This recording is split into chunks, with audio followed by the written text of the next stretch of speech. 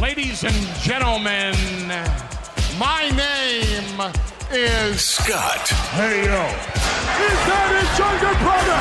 It's gonna be Jeff. The cream will rise to the top, oh yeah. And you're listening to all of the great action figures from our good friends at Hasbro. The Fullyposeable. Have your own WrestleMania with all your favorite figures. Wrestling figure. Each sold separately from LJN. Podcast. And we are the Mount Rushmore of professional wrestling.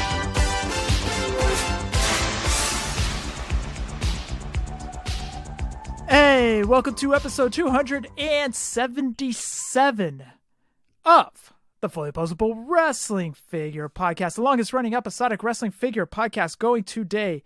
My name is Jeff, and sitting alongside next to me is my real life brother, not storyline brother, Scott. Scott, say hello. Hello. Scott, what is going on, dude? Are we really at 277 episodes? It just hit you now? Yeah, that's crazy. 277 episodes of us just talking about wrestling figures. Well, and bodily functions and peanut butter and jelly sandwiches and what flavor Bang we like, which, by the way, today, Lemonhead, of course, because we still have like 118 cans in the garage.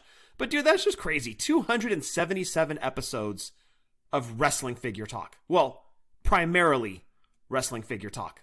That's amazing.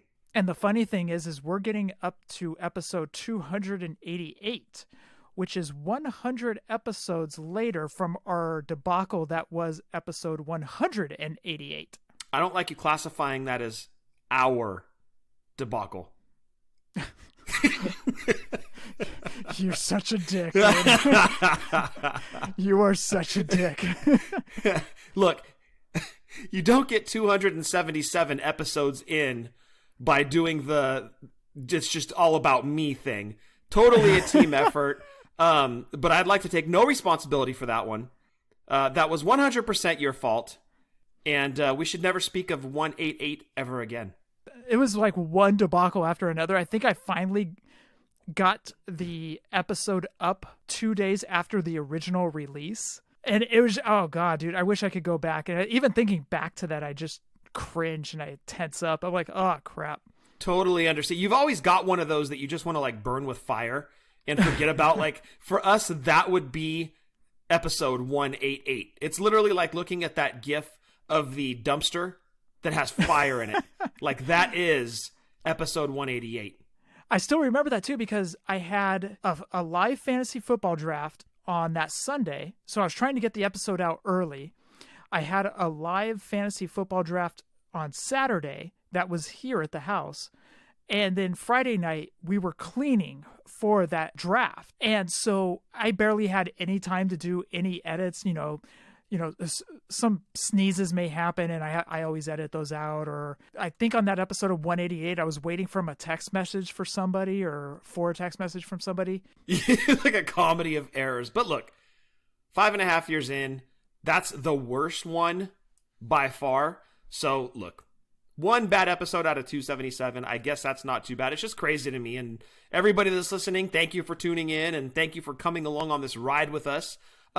Jeff, you know what I did this past week? I watched The Godfather for the first time since like probably the early to mid 80s. Okay. The first Godfather.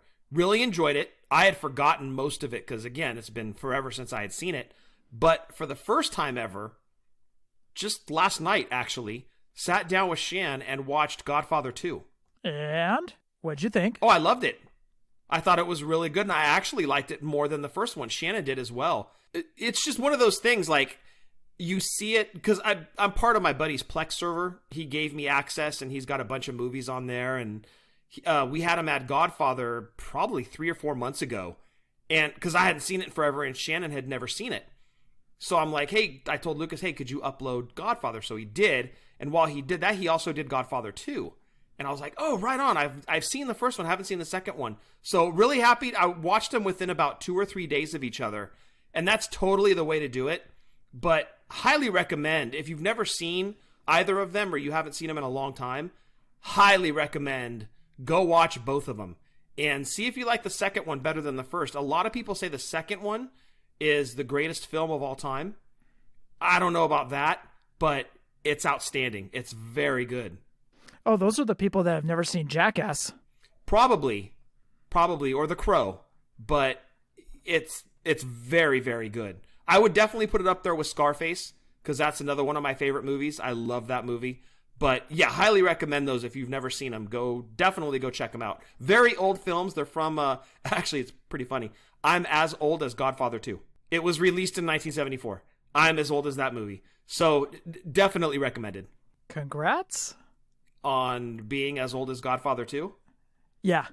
No, congratulations to Godfather 2 for being as old as me. But you know what is not as old as Scott? Our shirts over at whatamaneuver.net and wow, Pro Wrestling. Well done, dude. Well done. Thank you. Way to reach for that segue. You mean those little things that you write around the block on? Yeah, you're a regular Paul Blart. Thank you. But any of those shirts that you want to get for the Fully Poseable podcast, you can head on over to Pro Wrestling Tees or whatamaneuver.net, and we are working on a new shirt, a new design that we are going to hit up Jason Wolf here shortly with. We just got to get the little kinks worked out. You can follow us on Twitter, YouTube, Snapchat, and the Book of Faces at Fully Poseable, Instagram, Fully Poseable WFP. If you want to go back and listen to any of our past podcasts, head on over to Podbean. You can go all the way back to episode 1. You can go and listen to the edited version of episode 188. Edited like 4 times. Yeah, I think it was around 4 times. Oh, it was such a joke. You can also check out fullyposablepodcast.com, Stitcher, iTunes, iHeartRadio, and Spotify. Please rate and review on iTunes. You can send us any audio questions, or anything else at all. Send it on over to fullyposablewfp@gmail.com. We are just a few weeks away from the Hall of Fame. We will have the Hall of Shame in there. We will have tag team, listener. We're going to have it all in there. We're going to make a spectacle of it. And of ourselves. Yes, and I think last year we were wearing our tuxedo shirts, but nothing else. Correct. We were Donald Ducking it. We were. That's how we roll. So May 23rd will be the episode of our Hall of Fame.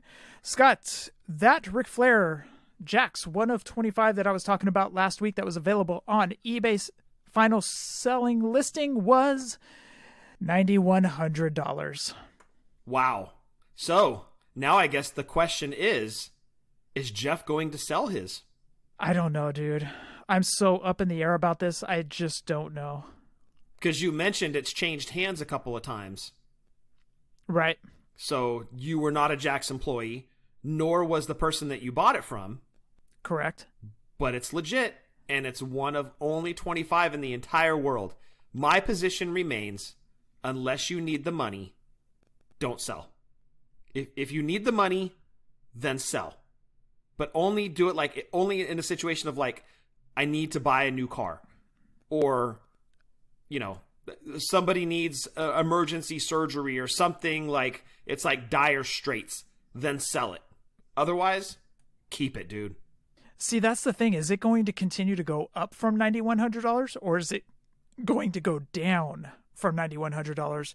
Because as I said, when things start to go back to normal, people are spending money. There's going to probably be some less interested people in having this figure. Possibly, but that doesn't change the rarity of it. You still have only 1 of 25 things out there. And that thing happens to be a beautiful Ric Flair employee-only figure. I wouldn't sell it, dude. You're not hard up for the cash. I wouldn't sell it. Keep it. Because even if it goes up or down, it's in your collection. And that's amazing. Because not a lot of people have that. As of right now, I'm not going to sell it. Good man. But $9,100, dude, that's tempting.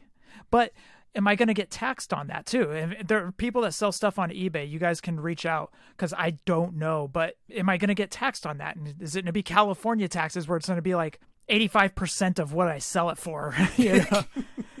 But I just don't know, dude. So as of right now, I'm leaning towards no. But I'll tell you what, $9,100 is a lot of money. Oh, sure it is. Absolutely. And it just sucks that you've made this investment, which turned out to be a huge winner. And you're like, yay, I won my investment. But if you sell it, the government's like, yay, we won your investment too. Hey up, sucker. Oh, actually, welcome to the United States. Yeah, right. Right. Hopefully you don't live in California when you hit a huge investment like that. Scott, also, last week we were talking about zombie sailor figures.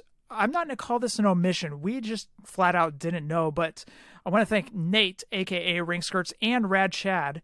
They reached out and said from what they've heard, I guess Zombie Sailor made this announcement. I didn't hear this or see it.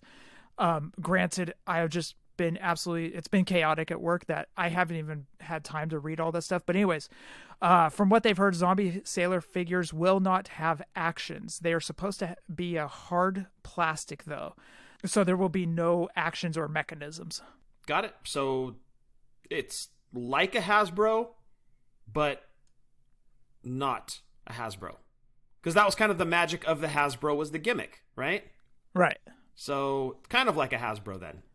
Well, that's what Nate and Rad Chad said. I want to thank both of you guys for reaching out. As I said, I have been lacking lately on keeping up with everything that's going on between Chella, Junk Shop, Zombie Sailor, AEW. There's just so much going on. Plus, my transformation up in the company that I'm at right now has really bogged me down. So those days of being on Twitter all day are pretty much long gone, I guess you could say. Quit bragging. No, trust me, I want those days back, dude. You're like, I enjoy lounging on Twitter. I'm trying to decide, is the paycheck worth it? No, I'm just kidding. The paycheck is worth it. So. Yeah, it's totally worth it. I have a Ric Flair 1 of 25.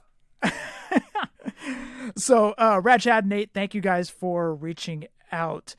Also, last thing I do want to get to, Scott, a bunch of people, and it was Eric and Barry and Dobro and Sith Lord Sammy and Drew Venzel, and I don't want to leave anybody out, but guys, thank you. They sent over my birthday gift. Oh. Which I got. It was a Will Clark hat. And do you remember the old school SF hats that used to have the autograph stitching on the back? Yes. This one is kind of an updated one. It has Will Clark stitching autograph on the bill of the hat, Will Clark underneath the bill, like a jersey piece on the side of the hat that says Will Clark. It says jersey number 22 and Clark on that. They got me a gem mint Will Clark rookie card. Ooh. And a Will Clark jersey. San Francisco Giants white jersey, dude. Dude, that's pimp. They hooked you up. I cannot thank them enough for that. To everyone that contributed, thank you guys. That means the world to me. I wish you guys would have seen my face when I popped it open. I was not expecting all that. And I asked Celeste, I was all, wait, they got my size right on my jersey. How'd they know? And she goes, I don't know. And she walks away. Yeah. So I'm chasing her like a dog with something in its mouth, and you're trying to pry it out of the mouth or whatnot. I was all, what do you know? So anyways, Seth, everybody that contributed, thank you guys. That truly meant a lot. Actually, you know what's funny, dude? I was watching a Giants game the other day, of course, because what else do I watch? And Mike Kruko was telling a story, and he said that Dave Dravecky always prided himself on having the best autograph on the team. So if you guys don't know who Dave Dravecky is a pitcher that kind of bounced around. I think he went to the Padres and then he went to the Giants, but he developed a cancerous tumor in his left arm. Well, he beat that and he came back to pitch for the Giants. And his next outing was in Montreal, and I think it was like the second batter of the game. He threw a pitch and his arm, everything just tore. Anyways, long story long, they basically had to amputate his arm. So that's the story of Dave Dravecky. Well, Kruko was telling a story is that Dave Dravecky always prided himself on having the best looking autograph on the Giants team. And he said that I think it was Chili Davis came in and Dravecky was like, ooh, that's a good autograph. I got to beat that. Yeah. So Dravecky would clean his up. That's not good, though, because you've got autographs floating around out there now in like 2 or 3 different styles, and that makes it harder to authenticate. Well, hold on. So Kruko said that after Dravecky had his arm amputated, Mike Kruko and Dave Dravecky went out to eat somewhere. And this gentleman came up with a baseball, and he goes, Mr. Dravecky, can I get your autograph? Now, mind you, his arm has been amputated. Dravecky takes the baseball, puts it between his knees, and he signs with his right hand. And Mike Kruko goes, it wasn't the prettiest of signatures at all. And he goes, and it broke my heart because of how much pride Dravecky took on signing his autograph. It's probably still better than Velveteen Dreams, though. So he said 2 years later, Caruco and Dravecky met up again for lunch. Sure enough, same situation. A gentleman comes up. He goes, "Mr. Dravecky, can I have your autograph?" Dave Dravecky taught himself how to sign his name with his right hand and make it look just as pristine as when he was left arm dominant. Damn. See, I respect that, dude. Like a nice signature, especially when you're an athlete that signs a lot of autographs, that goes a long way, dude. So I respect that dedication. Absolutely. So to all the people that are just signing initials, this is a call out to you. Yeah, Dean Ambrose, we're looking at you. Yeah, Roman Reigns. None of this initializing RRDA, whatever crap. Or Velveteen Dream, just like throwing a V down on the thing. Like, what? Dude, I paid $40 or $50 for this? Are you kidding me? Strive to be more like Brutus the Barber. Oh, or Jerry the King Lawler.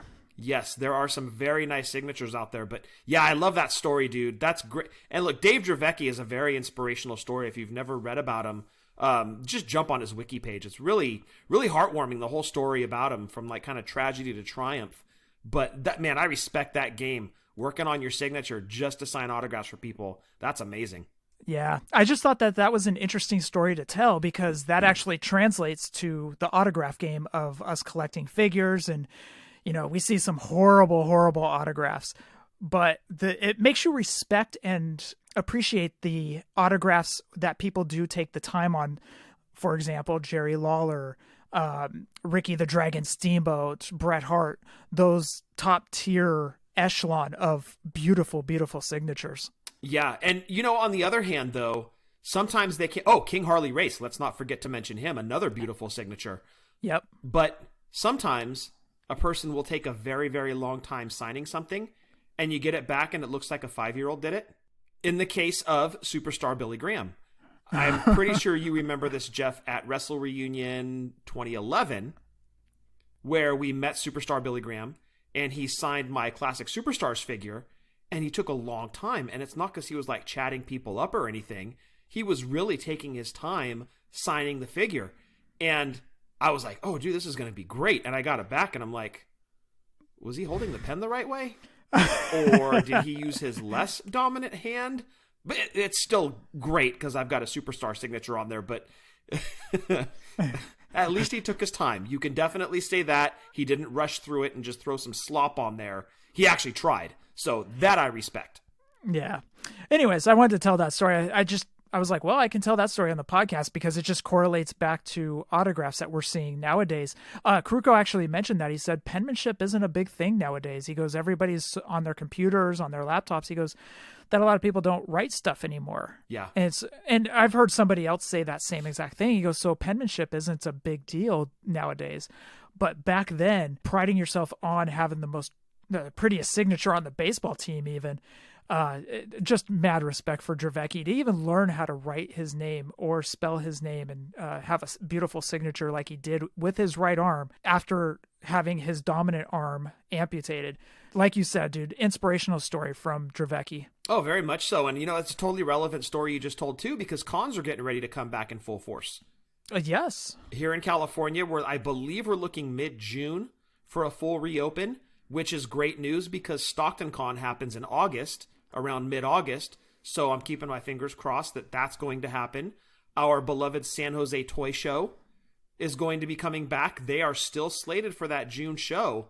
And if it's a go, we're definitely going to be there. So I'm really looking forward to the reopen and getting back out there to the cons. Kind of curious to how access is going to be next year. Being that it's in Texas, it's going to be full-blown open anyway. But just really looking forward to not necessarily jumping back into the crowds, but getting those paint pen signatures again and having some great meet and greet stories. Pretty jealous of the people that have already gotten to get some signing stories or some signings out of the way over on the East Coast. We haven't had any of those out here in a long time, and I miss them. But like you said, the San Jose Toy Show, dude, I'm stoked for it. I'm going to go up to the guy that had the white shirt Hogan LJN on card. I'm going to be like, all right, I will take that for $1,000. I hope your price hasn't increased in 2 years. I also hope you don't know karate. Well, I'm leaving him $1,000. He should be happy, right? Yeah. Here, sir, Take this $1,000 for your $3,000 item and smile. We went a little long in the beginning. Scott, did you do any Toy Spotting? I went to Target and they had Zilch. They had a few Heenans. I wasn't really looking for anything. It was more just cruising down the aisle. They did have the newest Elite series with Sasha, King Corbin. I passed on those, but good to see some figures on the pegs. That was great. I'm actually waiting on my G.I. Joe Zartan figure. I've gotten notification that shipped. And aside from that, that's pretty much it for Toy Spotting. Didn't really do too much this past week. Yeah, I don't have anything over here. Actually, I'm looking to my left because when I get toys, I tend to have them pile up. To the pile. Back to the pile. I did get the Cena from WrestleMania. Which WrestleMania was that? 37, Scott? 36? No, that would have been 36. 36, where he faced Bray Wyatt. I did get that one, then Legends. It looks cool. And thank you to GBM. He hooked me up with Lady J and Flint. Oh, very nice. Oh, you know what? I actually do have a negative Toy Spotting. Okay. I got an email from Entertainment Earth. Would you like to guess where this is going? I kind of know where this is going because Ring Skirts sent me the same thing. Uh-huh. Yeah, they canceled my pre-order that I placed about a year ago. They canceled my pre-order. Here we go again with the Jerry Seinfeld bit. You know how to take the reservation. You just don't know how to hold the reservation. Exactly. Come on, guys. Seriously, you kept sending me delay. So I didn't bother going out to get them. Now the price, as you keep delaying, keeps increasing. And now if I want either of those figures, I'm going to pay through the nose for them. So most likely I am not going to end up with an Ultimate Edition Hogan or Fiend in my collection. So thank you very much, Entertainment Earth, for that. Truly do not appreciate it. And barring any future San Diego Comic-Con releases that are only going to be available on Entertainment Earth, never ordering from them again. Ever. This was horrible. But we do have a smidge of news. A smidge? A smudge? A smudge? A bit? A bit. A bit. A bit. Let's get into it. Oh, you gonna learn today.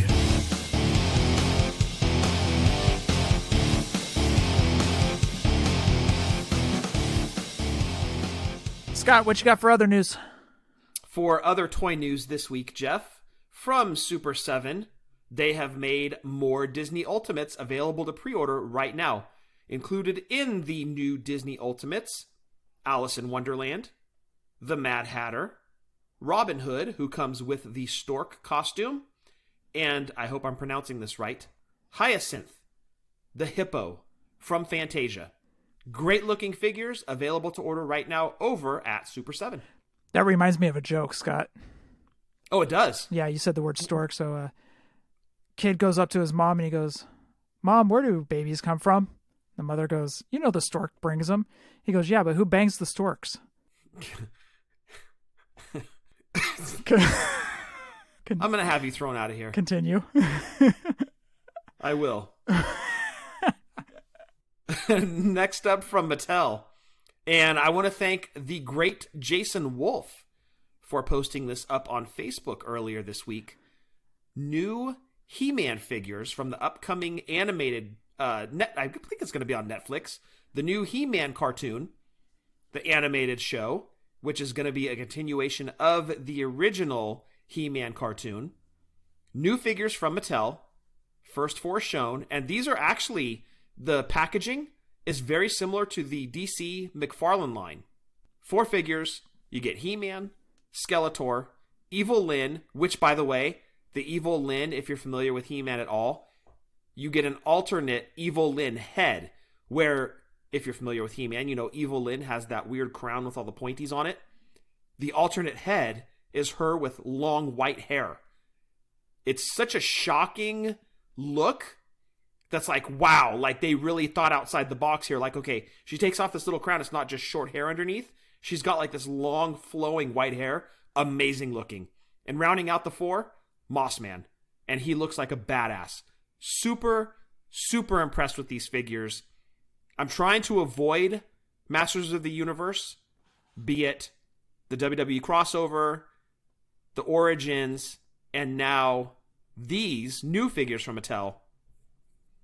It's like I keep trying to get out, and they keep trying to pull me back in. And then Travis Fowler is continuing to send me Castle Grayskull pictures. It's getting very difficult to keep saying no. I'm about to dip to the peer pressure.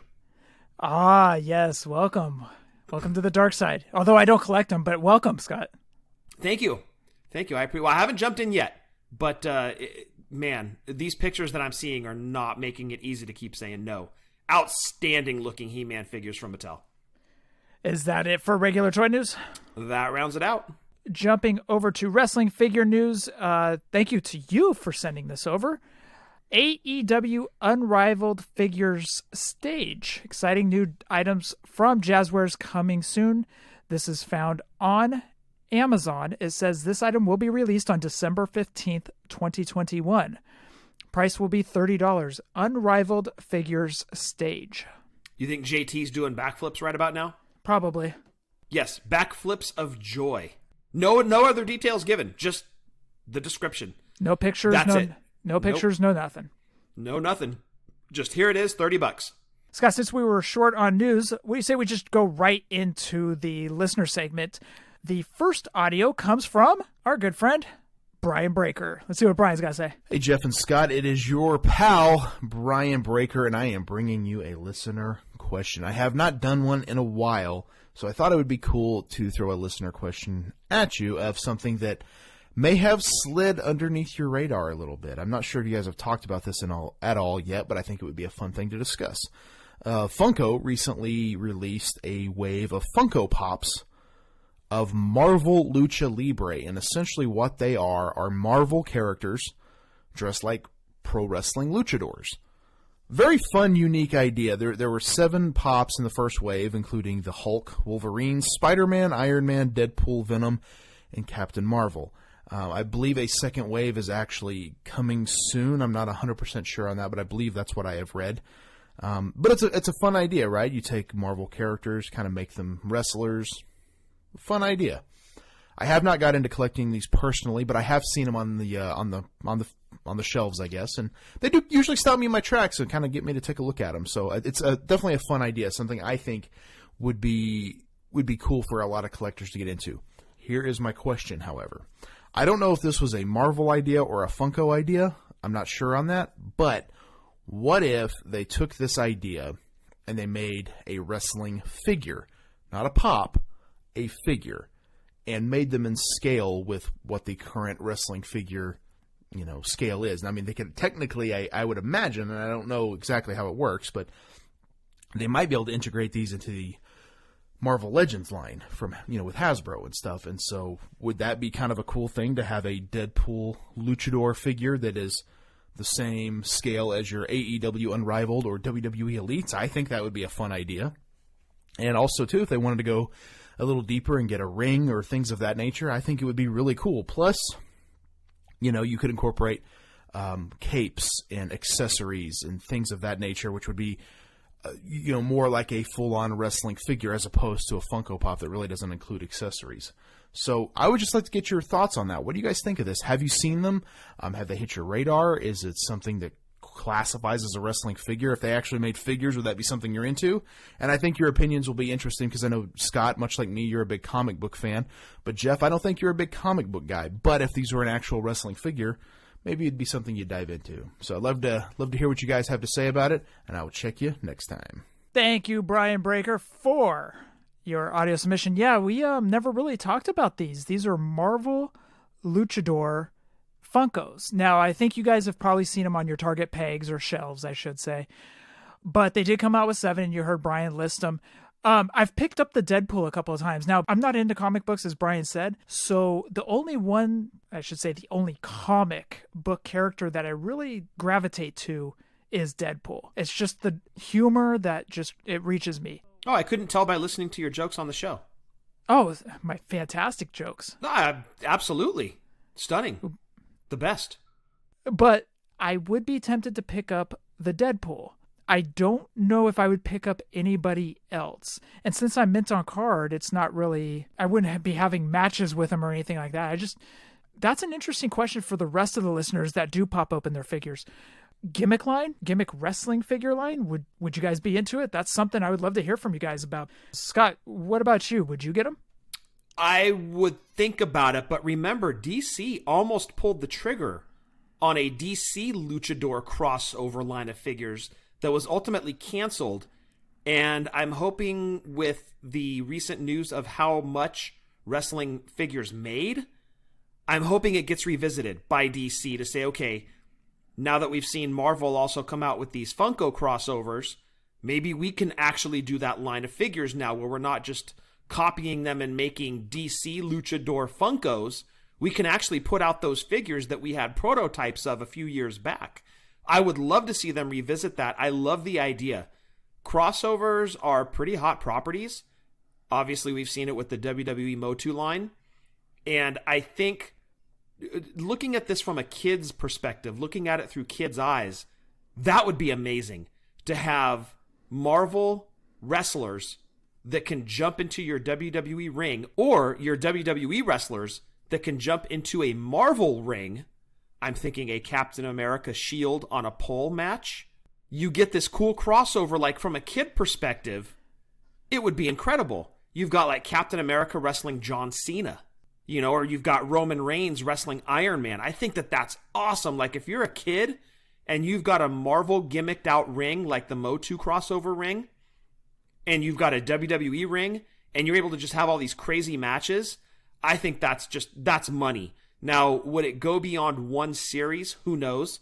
But hey, at this point, toys are making so much money for these companies. Why not just throw a series against the wall and see if it sticks? I mean, crossovers, like I said, are pretty popular, and I don't see how, given the popularity of the Marvel Funko crossover with the Luchador line, how the action figures of the same wouldn't also do really well for them.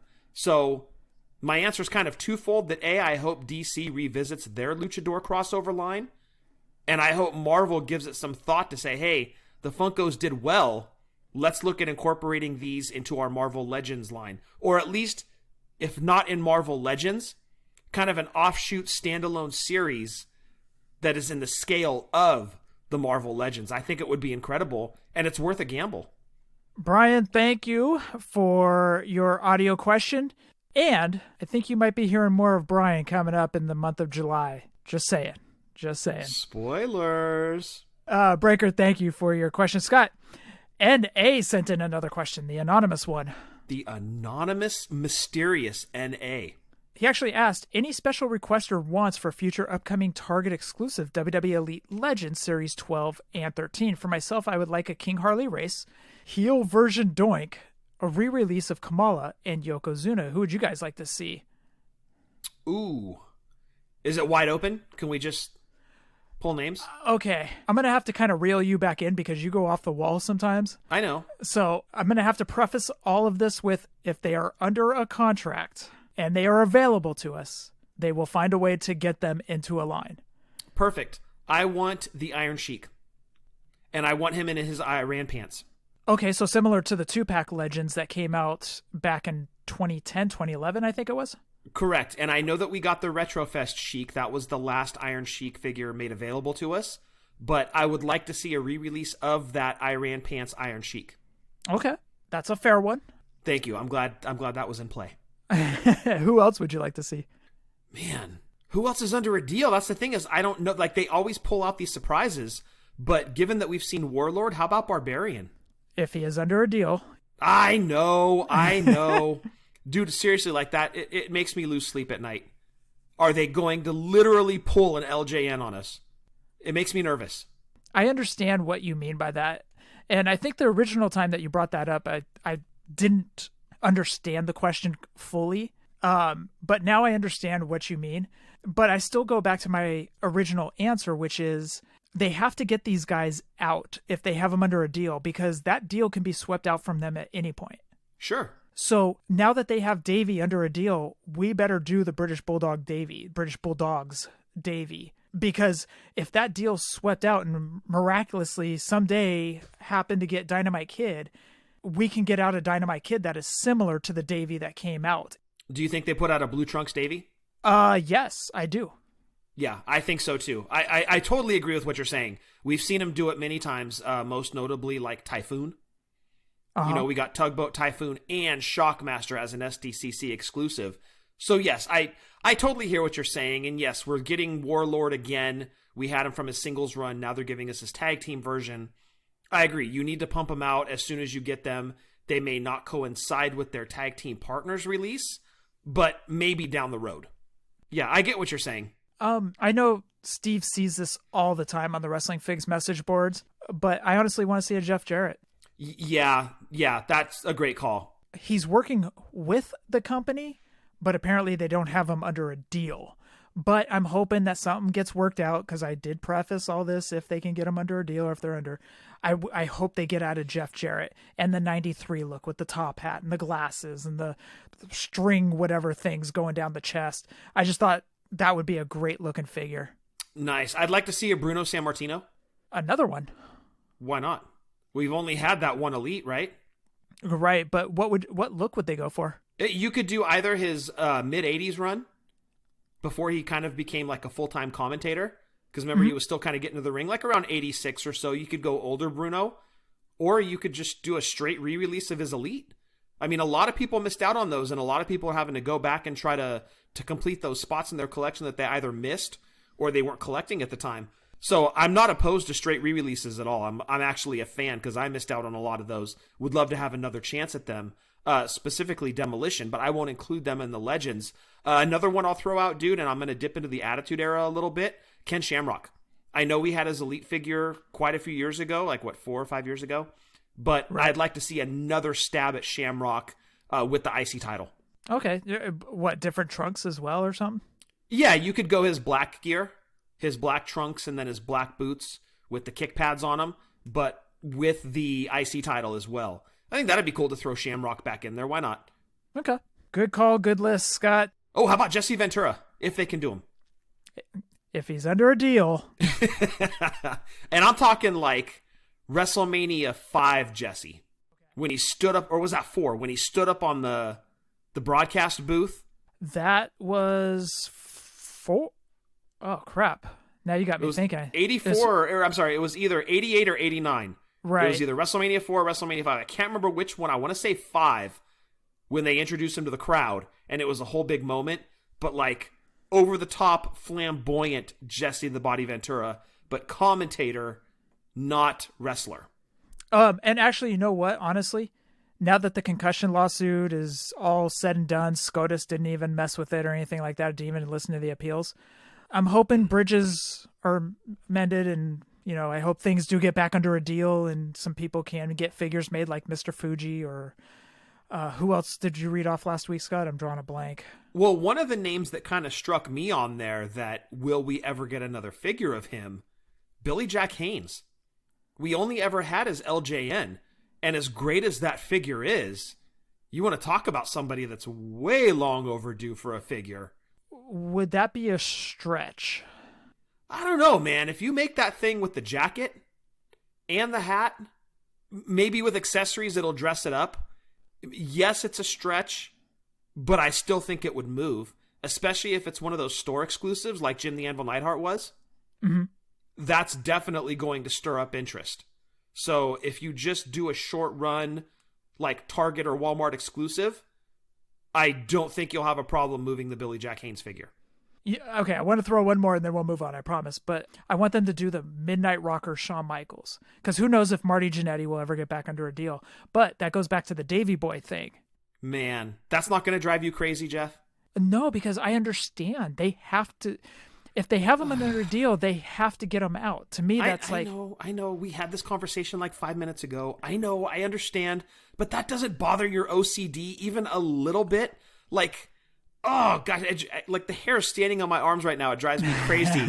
Thinking that we would get this amazing-looking Midnight Rocker Shawn Michaels that would rival what Remco gave us way back in the day. And there sits Shawn Michaels by himself. At this point, you're having to like beg Warsman to make a Marty head so you can then pluck the Shawn head off of one of your extras and put his Marty head on, paint it up, and then you've got your custom Midnight Rockers. Oh, man, and then you're having to find the custom AWA tag titles for them. I like where you're going with this, but my OCD not having the complete set is just like going nuts right now. It makes sense. Like, okay, the Hogan situation back in 2014. Bill had a Hogan, NWO Hogan, ready to go. The renderings were released, the prototype was done, and they got that email saying, hey, guys, Hogan's off the table. Now you're sitting there with this beautiful Hogan figure that now has to go into the Mattel vault. Yep. At any moment, that rug can be ripped out from underneath them. You might as well get all those figures out while you can, while you're under a deal, while whatever it would be. Would it drive my OCD nuts? Yeah, absolutely. It's the completist in me that wants, right. I can't have a half of a tag team. And that drove me crazy way back in 89 when Grand Toys did it, or LJN, whatever, with the Warlord. When they showed Barbarian on the back of the package, like, they even showed Smash, and maybe that was the kicker for me. You guys teased him, and we never got it. And from then on, I've always had a thing for completing tag teams, which is why I love when you get the tag team in the same set. Like, 2-packs are perfect for me. OCD is calmed. But when I see things like just Warlord from the Powers of Pain, or you talking about just Shawn Michaels, so we can get a Midnight Rocker Shawn Michaels, like, I love it. And you know what? That's probably going to happen. But then there's that other side of me, the completist, that's like, we need the partners. This isn't complete without the partners. Like, it could be the most amazing Shawn Michaels figure ever made, but if I don't get Marty, it's not that it's garbage, but it's not the same. It loses a lot of its flavor. It's like Fruit Stripes gum to me at that point. Thank you, the anonymous one and A. Scott, next question comes in from Justin Summers. Hello, Scott and Jeff. This is once again Justin Summers from Wrestling Cheers with my weekly question. You know, we always say, have your pet spayed or neutered, a little joke that's popped up here recently between myself and Jeff. And we all know Jeff started it. I just kept it going. But let's talk about pets. I want to know, do you guys have pets? What are their names? And where do their names come from? And if you want to, you can name some pets that have passed on. I want to talk about the 3 pets that I have. 1 dog, 2 cats. First up, there's my dog. French Bulldog, 10 years old. Her name is Zool. And I named her after Zool from Ghostbusters. Pretty simple, pretty self-explanatory. I've mentioned it enough, and, you know, Ghostbusters is one of my favorite movies of all time. Then we have my first cat. His name is Dexter. Bought him almost 3 years ago as a kitten. Actually not bought, got it from a family member. But we picked the name Dexter because one of the first shows that me and my fiance started watching together, it was a show that I had already seen, but she hadn't, but it was a chance for me to relive it, was the show Dexter. Also, for our first Christmas, we bought each other Dexter-related gifts. She bought me Dexter pint glasses and the entire series on DVD. I actually own it season by season, but she got me the box set, which comes in a blood slide tray, very similar to what Dexter had on the show. And also like that, I bought her the Dexter blood slide coasters. So we took our love for that show, named the first pet that we got together after it. And then lastly, there's the cat that we bought recently. His name is Brownie. He is a orange tabby. Oh, and for those who don't know, Dexter is a gray cat. I don't exactly know what kind, but gray cat. And fun fact, he just walked in my office as I'm talking about him. But Brownie, we were trying to pick a name. Again, trying to land on something we both agreed on. She suggested Cheeto, but I'm not a huge fan of Cheetos, and I suggested Dorito because I like Doritos more. And then I'm just trying to figure out something with orange, and I'm like, what about something Cleveland Brown related? I kind of wanted to name them after Baker Mayfield, but, you know, in maybe 5 years, that looks like a bad idea. Like if I would have named an animal after Johnny Manziel back in 2014. So, trying to think of something Browns related, and it hit me. Name him after the elf, Brownie. And he's orange, just like the Cleveland Browns helmet. And fun fact, his middle name is Sunday. So, what are your pets, and what are they named after? That will do it for me here this week, and I'll take my answers off the air later. Before Scott gets into his farm, Yeah, thank you.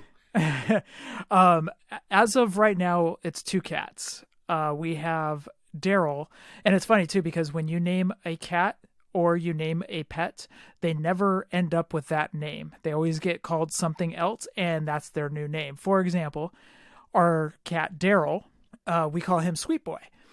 Before, he was known as Asshole Kitty because he was an asshole. When we got the new cat, She-Ra, he became a sweet cat. He started being more friendly. He wasn't attacking us. He had a play buddy. So he got all of his energy out then. So now we never call him Daryl. The reason we called him Daryl was because of the cats that Takahashi would bring out. It's a black and white cat. In fact, it was your wife that named him, Scott. Yes. She goes, what are you guys going to name him? And we're like, I don't know. She goes, why don't you name him Daryl? And we're like, oh, that's brilliant. Well, now he goes under the name Sweet Boy because he's actually a sweet cat now. I mentioned She-Ra. Celeste gave her that name. I wanted to name her, in matching Daryl, I wanted to name her Carol. That did not go in my favor. Daryl and Carol. I did not win that battle. She is named She-Ra. Her nickname is Princess of Pounces because she attacks our feet under the covers and it hurts. Oh. So she pounces on our feet while they're under the covers because she's a goddamn cat. I will bring up only one of our dogs that we used to have, and it was my dog. His name was Gunner. Named him Gunner Nelson Tuna. For those always hearing the joke, I always joke around about the Nelson Twins band. One of the names was Gunner. So long story long, basically I was trying to rack my brain for a name for the dog, and the ex-wife said, hey, what's that band you used to like back in the 80s? I was all, Nelson? She goes, yeah. She goes, what were their names? I was all, Matthew and Gunner. Boom. So I named them Gunner Nelson Toon, which everybody loved who got that reference. Yes, it was the best name. So anyways, those are the dogs and cats that have been part of my life, I'd say as of recently. We also had another cat named Loki. She was a sweetheart, but unfortunately we lost her back in December of 2018. So, all right, Scott, we've got a few minutes left on the show. You've got to do this quick. I don't know how you're going to do this. To kind of recycle a joke from last week, I feel like Jericho standing here with the scroll, reading off his 1,004 moves. So I'll get to the dogs first. We've got 2. The first one, as you mentioned, Jeff, they tend to take on like 10 other nicknames, and you never call them by their real name. So the first one is our boy.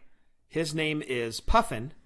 That comes from The Girls Next Door, and one of them called Hugh Hefner Puffin. And so Shannon was watching that show. We got Puffin, and she decided to name him Puffin.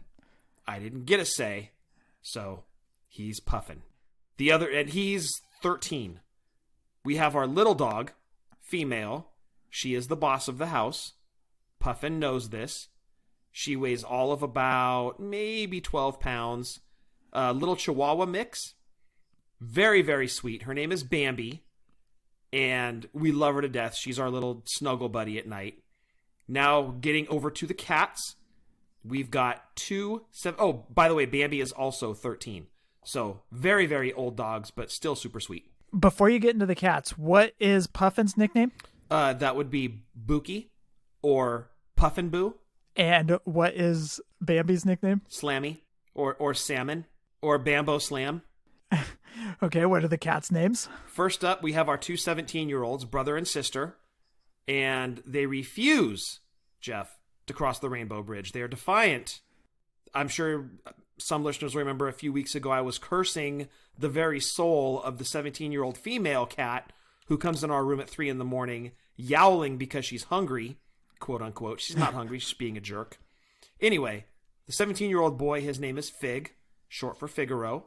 He looks like the cat from Pinocchio. That's how he got his name. The 17-year-old female, and maybe she's angry because she hates her name. Her name is Meagled.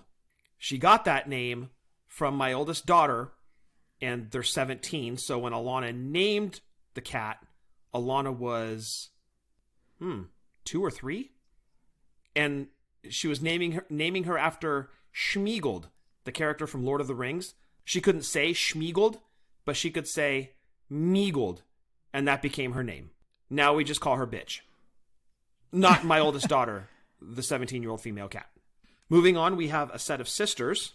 We have Primrose and we have Katniss, but they have become Prim or Pum Pum and Kitty Mew Mew. And unfortunately, Shannon had a boy cat whose name was Pantera, which is my favorite band. I have several tattoos of them on myself. We named him Pantera because we both loved the band Pantera. She found him at her old job, and he was maybe 2 or 3 hours old when she found him, abandoned by his mother. So we took him to the vet that night. Vet told us, don't get attached, because cats this young have maybe a 5 to 10% chance of making it. Well, he was strong. Shannon nursed him to health, and he made it to the age of 11. And unfortunately, we lost him a few years ago, but that was Shannon's baby. And he was one of the best cats I've ever had. Like, just a total love. He loved Peyton. He was just the sweetest cat, and unfortunately lost him a couple years ago. But that's kind of our farm here. 4 cats, 2 dogs, and Shannon has said when the animals run their course, we're getting an English Bulldog. Thank you again, Justin. Always fun talking about animals, man. We are total animal people over here. Very so much we so. totally get him. Scott, next question for this week, or actually I say last question of this week, comes in for Josh Thompson. Josh Thompson says, batter up, boys. I got a baseball question for you guys this week. What was the first baseball game you guys went to? Believe it or not, my first baseball game was a no-hitter. The game was the Phillies against the Giants, and I do remember some stuff from the game, such as the 1 home run that was hit. The game score was 1-0. And my dad telling me to wait to go to the bathroom because the pitcher was about to pitch a no-hitter. Another cool fact is that this game took place at Veterans Stadium, which took me back a bit. I didn't think I had gone to the vet before it closed down, but indeed that was the case, as 2003, the year the game took place, was the last year the Phillies used the vet before moving to Citizens Bank Park. Not gonna lie, I do find it cool that despite being born in the very late 90s, I was able to visit both the vet and the Spectrum before they closed down for good. Josh Thompson. You know what's funny is when you watch games of other ballparks, there are certain stadiums, and I'm sorry, JT, I did not like watching Giants games when they played at the vet in Philly. There was something about that park I did not like. Now, fast forward to your guys' new ballpark in Philly. Oh, it's beautiful. I love watching games. I love the center field, how it's open. I love watching Giants games when they play the Phils. But it's crazy. Like back in the day, I didn't like, was the Pittsburgh one, was that Three Rivers or was that Cincinnati? Ooh, good question. I can't remember the Pittsburgh one. But anyways, those 3 parks, I never liked watching games when I was younger, when the Giants would go there. I didn't like when they played in Cincinnati at the old park, but I love the new park. I love the short fence in. I love it. I love the water out in the outside of the field. I love Pittsburgh. PNC Park is beautiful. I love watching games there. But back in the day, those 3 parks, I did not like watching Giants games there. I'd be like, oh, man, they got to go to this horrible stadium, you know. But first game, Scott, I don't know if this was your first game as well, but Dad and Roger took you, me, and Dave to an A's game. It was not mine, but I remember this game very well. Go ahead. So the only thing that or I should say the 2 things I remember the most from this game was you, me, and Dave did not sit down. Nope. We kept walking around, and Dad even made a comment. He goes, brought you to the game. You guys haven't even watched one bit of it. So we did sit there and finally watch the game, and Reggie Jackson hit a home run. Yes, I remember that. And that's it for all I remember. We were over on the first base side at the Oakland Coliseum, which is still there and still a dump. Yep. We were under the overhang. It was an overcast day. That's basically all I remember from it. Yeah, it was the Coliseum that day. You're right. And we did a lot of walking around. We just wanted to look at the concession stands and just kind of check out the merchandise and all that. We didn't really care. But yeah, once we sat down and watched, like, it was like, okay, cool. This is kind of fun. My first game, I was in 2nd grade, and a coworker of our dad's, he asked Dad if he could take me to the game because he was taking his kids that night. So me, his 2 kids, and he went to the A's game. I was in 2nd grade, so that would put it at about 1982. And Ricky Henderson was on the team, and that's who I was going to see. 2nd grade, I was like, I've got to see Ricky play. So that was the big draw for me. I went, and I think I got some A's wristbands. I don't remember much of it, but I remember really wanting to see Ricky Henderson, and I really wanted to get some A's wristbands. And mission accomplished on both. But remember, Jeff, the A's, because that stadium was like 10 minutes away, we went to so many games between 86 and, 1990, 1991. Right. I would say we easily went to 40 or 50 ball games. Oh, easily. It felt like every weekend we were going to the A's game. Mom would always go get us Togo sandwiches, and we were off to the park. Yeah, well, and tickets were only $3 if you sat in the bleachers, and we always sat in the bleachers. Yeah. Yeah, it was a lot of fun, man. I miss going to baseball games. Those were the days, man. Those were a lot of fun. You brought up Ricky Henderson. You want to hear a quick Ricky Henderson story? I would love it. I love Ricky Henderson stories. Same here. Ricky was playing for the Padres, and he gets on the bus, and he sits down, and batting coach comes up, and he goes, "Hey, Ricky, you can't sit there." And Ricky always talks in third person. Ricky Henderson does. So Ricky goes, "Why can't Ricky sit here?" And he goes, "Well, that's where Tony Gwynn sits." And Ricky goes, "So what?" He goes, "Well, Tony's got tenure." And he goes, "Tony got tenure. Ricky got 20 year." I love Ricky. Oh, dude, Ricky stories are the best. If you guys ever get a chance to Google Ricky Henderson stories, they're fantastic. I don't know if all of them are true, but they are incredible. They're believable because of how he is, his personality. Totally. And Ricky, I was actually at the game. It's the only time Mom ever told me to cut school, and coincidentally was the only time I ever cut school. She sent me and my buddies Nick and Randy, and I believe Big Dave was there too, sent us to the A's game that Ricky Henderson stole the base that broke the record. Scott, we got to get back to wrestling figures. Oh yeah, we talk wrestling figures on the show, don't we? Okay, let's talk Ricky Henderson starting lineup and Ricky Henderson McFarlane figures. Let's go. And pets. I'm just joking. We got to get into WWE Elite Series 14. What you say? Let's go talk about them. We're going back in time for nostalgia. We're going back in time nostalgia. Scott, before you jump into WWE Elite Series 14, we want you guys to check out Wrestling Figure Database. That's where I actually went to pull the names for WWE Elite Series 14. Then I went over to eBay to pull the listings, and I got a surprise for you guys this week, and this will be the same going forward. But to put the list together, I went to WrestlingFigureDatabase.com to get the names for WWE Elite. So, Scott, what you got for WWE Elite Series 14? Yes, sir. Mattel WWE Elite Series 14 consisted of John Cena, and he came with a red Never Give Up shirt and a matching red hat. And, of course, the man was rocking the jorts. Yeah, he was. Next up, The Rock. And he was in his American Brahma Bull, quote-unquote, Polly Pocket style shirt.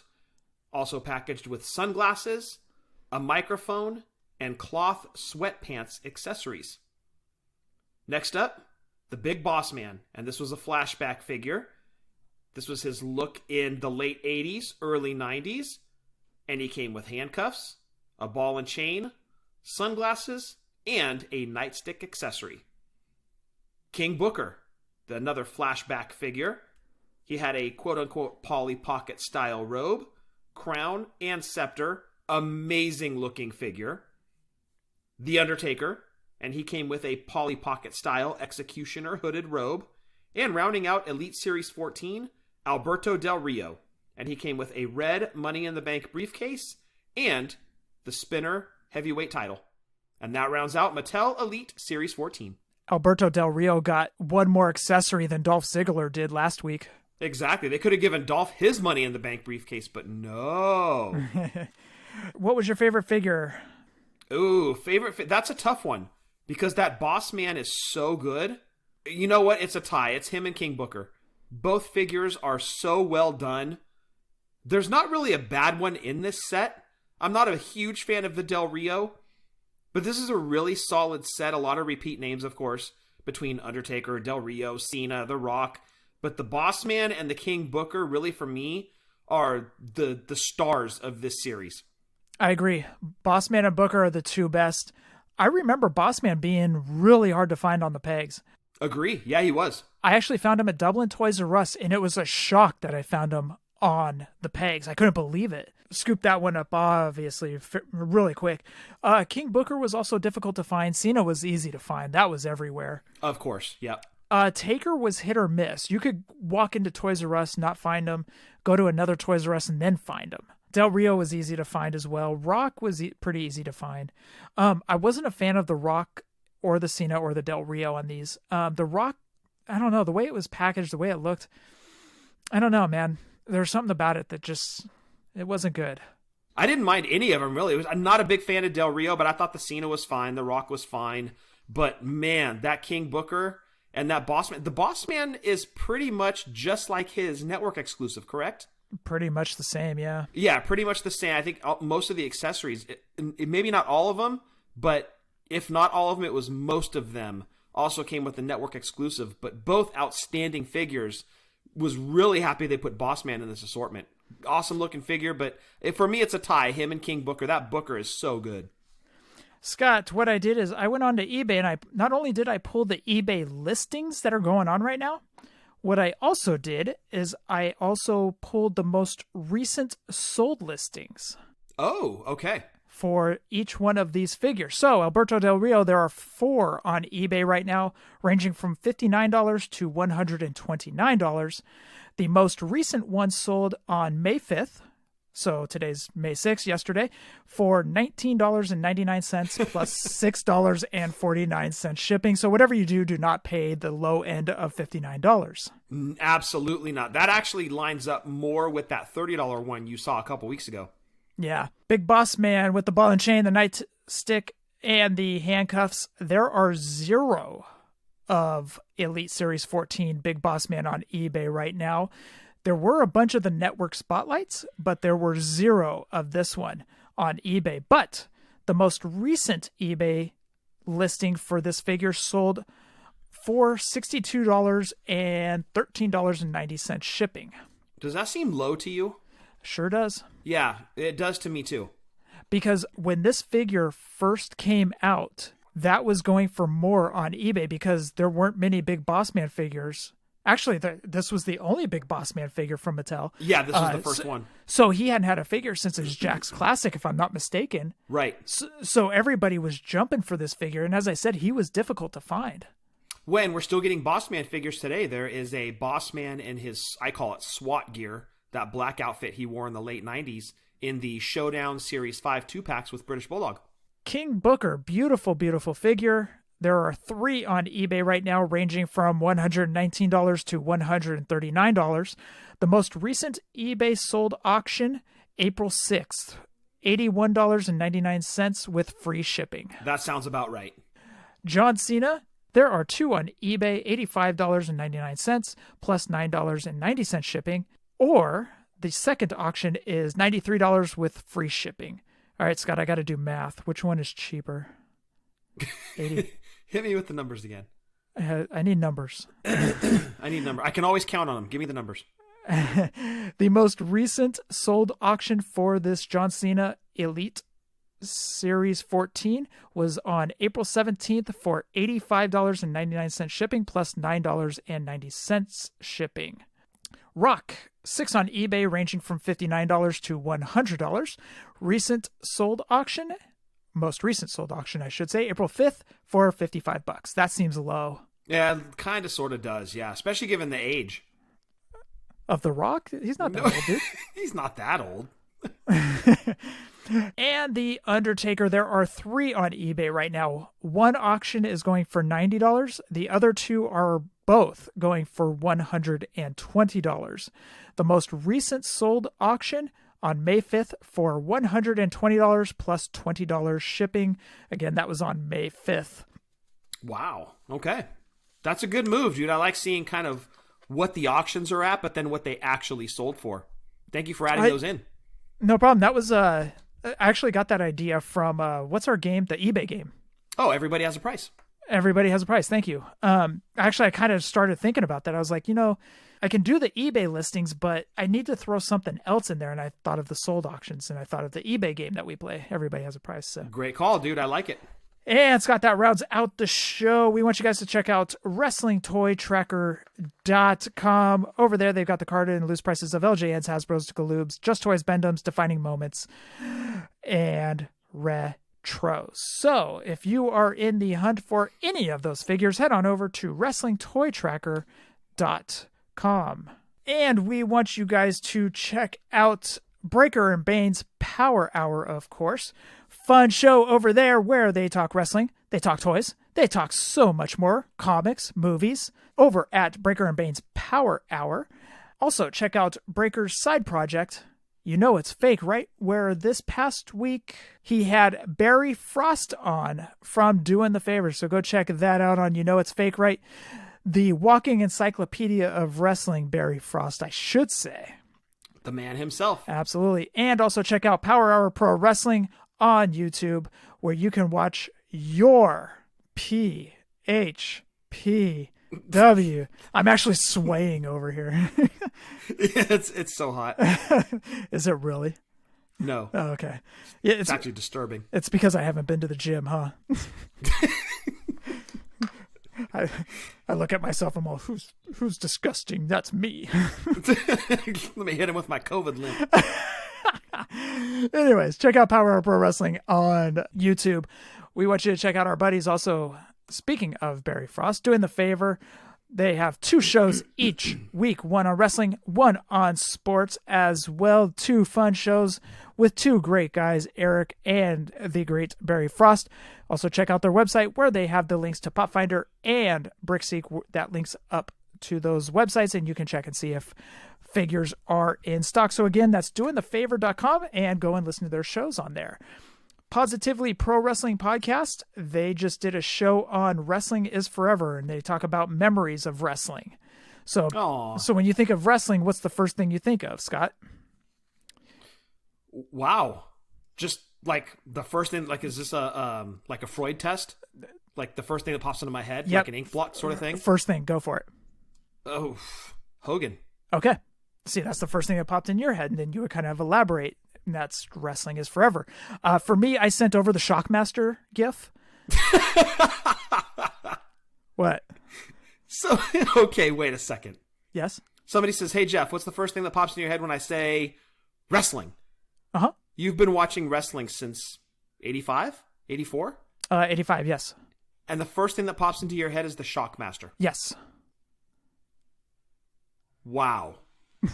I wish I was a wrestling psychologist. I would have so much to say. Don't try to analyze that. Hey, do you know what the first 4 letters of analyze are? I'm rubbing off on you, dude. Unfortunately. Anyways, we want you to check out the Positively Pro Wrestling Podcast. Also, you heard Justin Summers earlier. Go listen to his show, Wrestling Cheers, where he talks about independent pro wrestling of the Northeast Ohio area called AEW in this past week, where they do a review of the 5th episode of AEW's Go for Broke. So go check out Wrestling Cheers podcast. Also, check out our good friends Seth, Sheena, and Marco over at the Chick Foley Show. Check out our buddy RJ over at Ringside Rant. Rucker and Marty do Boots to the Face, of course. Tim does Pulling Up a Chair. A great fun show, Scott, that you were on. Yes, I was. Had a blast talking with Tim. Thanks for having me on, buddy. You are doing an amazing job over there. Keep it going, pulling up a chair. And Drunk Wrestling History. Uh-oh. I don't like the tone of your voice when you say that. Last week, you guys said Brett screwed Brett. Brett did not screw Brett. Well, that's all open to interpretation. See, you guys left out one important thing that Brett had over Vince McMahon. His punch? Creative control. Ah. So Vince should have never given Brett creative control. No, look. At the end of the day, these wrestlers are performing under a contract that they signed, and that makes them an employee of, so I guess the whole independent contractor versus employee thing could be put up to debate. But at the end of the day, you are working for money from somebody who is paying you to perform. You should not have creative control over what that person can do with the character that you're playing on television. I that agree should with that. not happen. But Brett does have creative control, so Brett has the right to say, I'm not going to drop it to Sean in Montreal, and I choose to drop it to Mankind or Vader or Austin the following night. So he has the right to say that. Understood. But what about the point that I made about the belt should not have been on Brett up to that point? That's actually a good call. Brett is such a traditionalist that I don't think he would have pulled a Medusa and gone to WCW to drop the belt in the garbage can. I completely agree with you. Yes, 100% agree. It was not going to happen. Vince is jaded a little bit, so I do understand that. And it wasn't like the Medusa thing was the first time that a belt had ever crossed over. Look at the big gold belt that came over with Ric Flair. Agreed, yeah. So I can understand why Vince had those fears, but at the same time, Vince gave Brett creative control. And that's where Brett has, going back to Seinfeld, Brett's got hand. Yes, Brett did have hand in that regard. But as soon as Brett started having those conversations with WCW, that title should have come off of him. Because it was going to end badly one way or another. So they should have headed it off at the pass. And look, if he doesn't sign with WCW, give him the title back. But I think once those conversations started to happen, belt should have come off. That part I will agree with.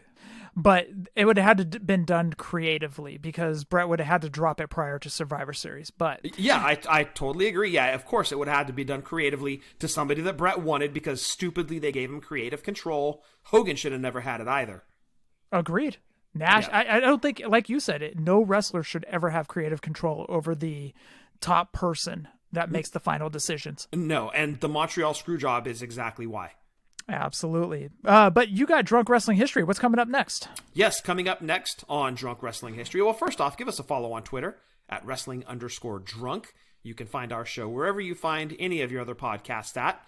Upcoming, or I should say, actually, it dropped this past Friday, Survivor Series 1994, which had a special appearance by the one and only Chuck Norris. 94. I didn't like 94 because of that whole Bob Backlund winning the belt and everything. Yes, and we talk about that. It wasn't as bad as you remember it. If you go back and watch it, it wasn't so bad.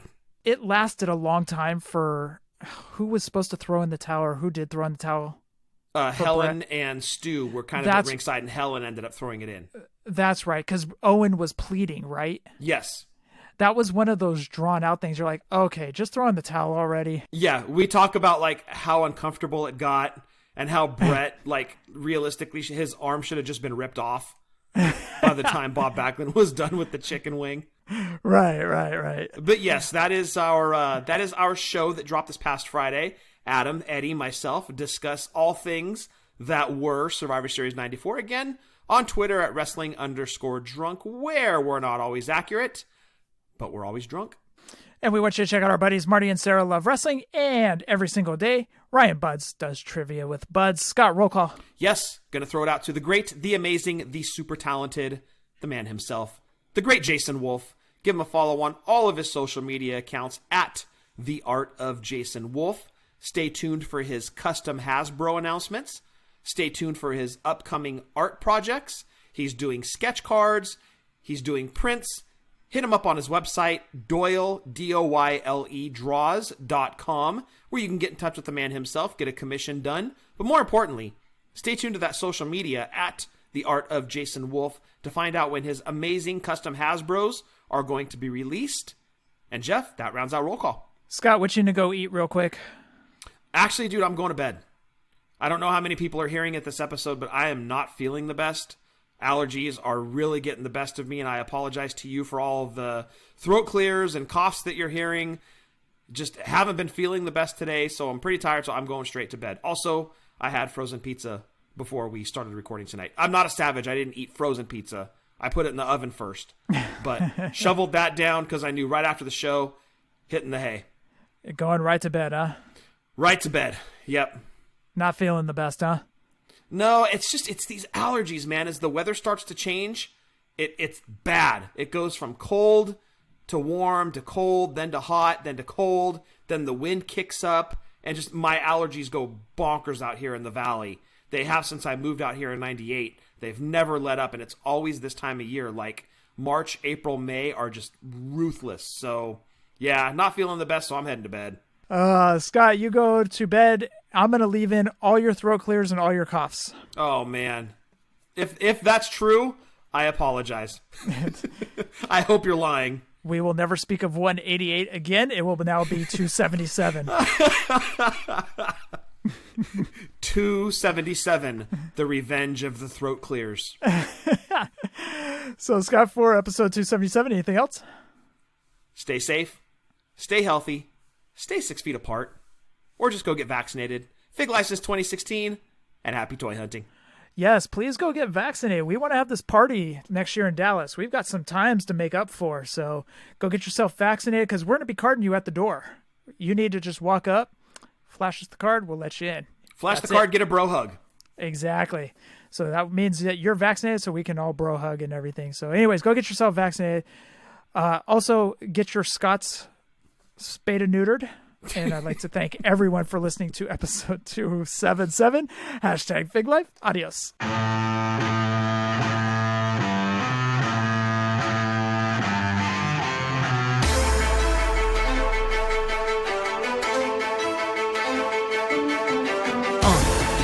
Yeah. Fullyposeable. Let's go. Jeff and Scott, the Toon Brothers, busting out the ring.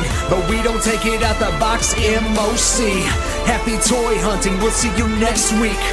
We're the OGs of WFP. Fullyposeable, thank you all for listening. It ain't no storyline, real life siblings. So everybody go and do your toy spotting. Hashtag Fig Life, adios from the Kings.